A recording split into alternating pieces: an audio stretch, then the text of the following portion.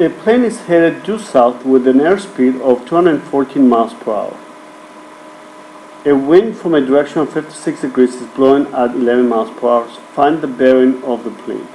Now remember that whenever they're asking us for the bearing, they're asking us for the direction of the plane. Let's go make a sketch. A plane is headed due south. So therefore there's a plane that's headed due south. We'll make it a little longer so we have a bigger triangle. And the plane is going 214 miles per hour, so therefore this vector is 214. It encounters wind from a direction of 56 degrees. Whenever they give you a direction on navigation, it's always from the north towards the right.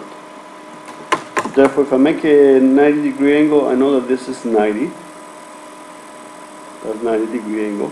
I'm looking for 56. Halfway is 45, so 56 will be just a little further to the right. Somewhere around here. And 11 miles per hour. If you notice, this is 214, so therefore I'm going to make a small line because I want it to be a lot less. This is the direction of the wind. This is the vector for the wind. Now, the direction for the plane will be this one right here. Even though it went south, there's this 11 miles per hour wind that's forcing it towards the right. And they are asking us to be able to find the bearing of the plane.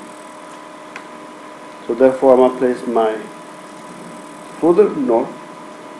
And they're asking us for this direction, this angle here, theta. Now we know that this is 56 degrees. And we're not able to find those two angles because we need more information. But to be able to find the bearing, I'll be looking for this angle here, and let's call that angle A. This will be B, and this will be C. Since they have, I'm looking for angle A, and they have the opposite, I'll be able to use the law of sines, but I will need this side first. I'll be able to find side B. So therefore, since they give me two sides and the angle in between, I can use the law of sines to find side B. Once I have side B, I'll be able to use the law of sines to find angle A, and then I'll be able to find theta. So first, let's go and use the law of cosines to find side B. So therefore, we're looking for B.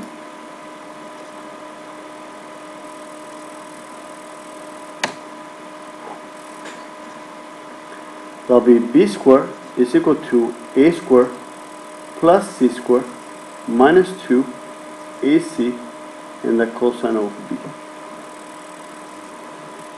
B is what I'm looking for. A will be 11 squared plus C will be 214 squared minus 2 times 11 multiplied by 214 multiplied by the cosine of B, which is 56 degrees. I'm going to type that into my calculator and get the value of B. 11 squared plus 214 squared minus 2 times 11 multiplied by 214 multiplied by the cosine of 56. Make sure you have it under the degrees to get the correct answer. And that is the value of B squared. I want to take the square root of that. And that gives me 208. So therefore this is 208. Now I can use the law of sines to be able to find angle A. Or if you want, you can also use the law of cosines again. But the law of sines is actually a little bit easier. Therefore I'm going to find A. Now I'm going to make a proportion. That'll be side A is 11 over the sine of A, which is what I'm looking for. I'm going to use B, which is 208, that's what we found, over the sine of B, which is 56 degrees. I'm going to cross multiply, so therefore the sine of A is equal to 11 multiplied by the sine of 56 degrees over 280. I'm going to type that into my calculator to give my angle A.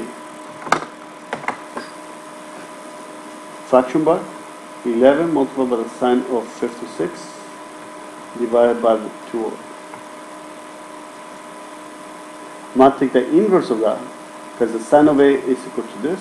I'm going to take the inverse sine of my answer, and that way I can get my angle to be 2.51. So therefore angle A is 2.5 degrees. And this angle here is 2.5, and I'm looking for theta, so I know that both of them are equal to 180. So the angle theta will be equal to 180 minus 2.5.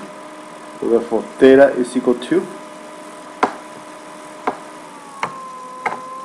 180 minus my answer